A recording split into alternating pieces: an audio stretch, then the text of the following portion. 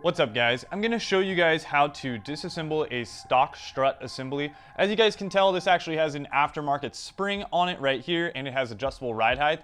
However, this will basically be the same setup because this is a stock E30 strut. This is the part that we are going to be welding on though. I just figure I'll show you guys this real quick. You can see the little wave washers here. That goes right over the middle of the lock ring. So if you guys lose your wave washer, you should have two of them, and those should be floating around the shop or around your garage somewhere. Try not to lose those because you're gonna need them. So I'm gonna be taking these off, and I'm not gonna need a spring compressor for this because I just lowered it down enough to where my spring is actually loose. So there's no issue with this gonna be like flying off or anything like that. Now, however, if you have a factory spring, you are gonna want to put a spring compressor on here.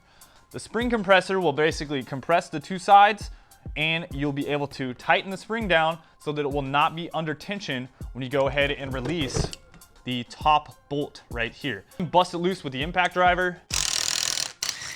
There we go. That 19mm has a little bit of a poly lock on it, so that's why it's nice and tight on there. But at this point, you would have to have your spring compressor on. If you did that without a spring compressor, boom! That thing would fly off, possibly hit you in the face or endanger someone. So definitely, if you're under compression, wear safety glasses, get out of the way, make sure your arm is not in the way and nothing in this general direction is gonna be in danger of getting hit. So now I can just go ahead and take off the top here.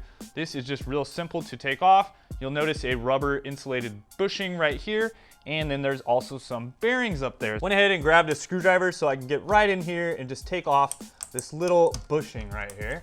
We'll get that off. Now we can go ahead and take this top piece off here. I'm just gonna grab a hammer real quick and just kind of beat this off a little bit. There we go.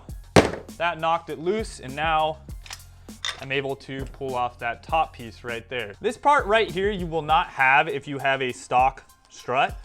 This is actually the ride height adjustment, so I'm just gonna take this off right here.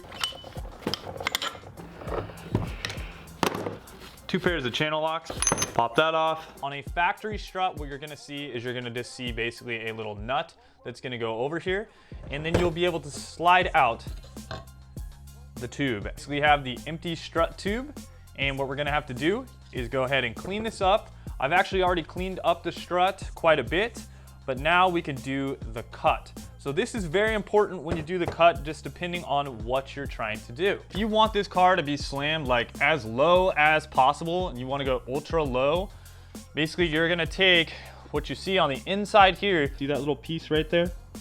That kind of little reflection?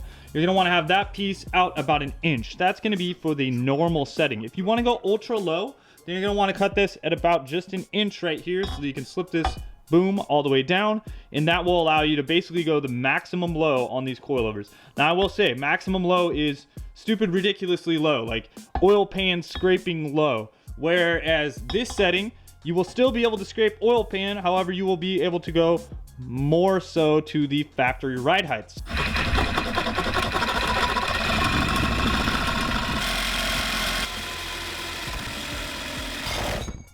There we go. Now I have that piece cut. Got my grinder and clean this stuff up. Now you can see this piece actually just slips right over. So I'm gonna go ahead and clean up this area with the wire wheel.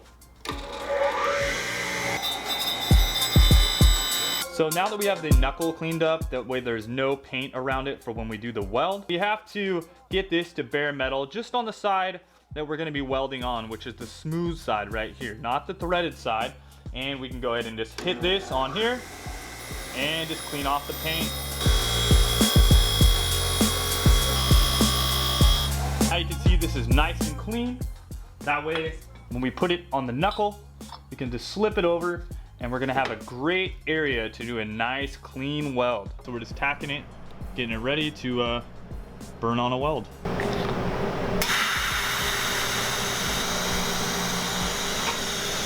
trying to use a straight edge to get it lined up, just making sure that the angles are appropriate and looking good.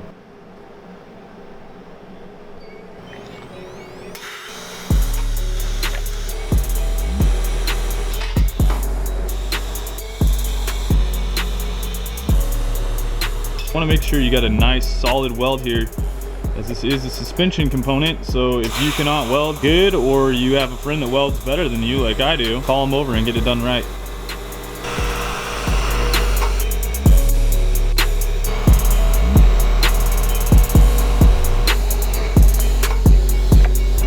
So right now this knuckle is all welded up, looking real nice and good. 2-pass bead on it. You can see the weld all around here. And then this is before we do the other side. Using a dial caliper, just making sure that this measurement is the same as the other one.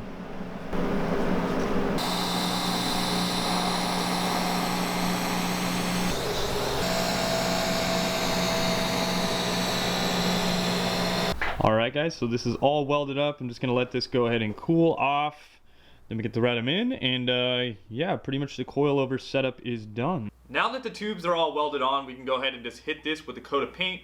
Make sure you get some good welds on here, so if you have a friend that welds better than you, I would recommend that. My buddy, he's a professional TIG welder, so I let him do work on that. And yeah, now we can just go ahead and just thread in the coilover. So this is how you're gonna adjust ride height. You're basically just gonna spin the coil and then lock down this collar once you get the ride height appropriate and once the suspension is under load. So basically that is how you build this. If you guys want to do the weld-on version, that is what you do. And you can also order these pre-welded from CAtuned if need be. Thanks a lot for watching, guys. I hope you learned something in this video. Go ahead and like, share, and subscribe.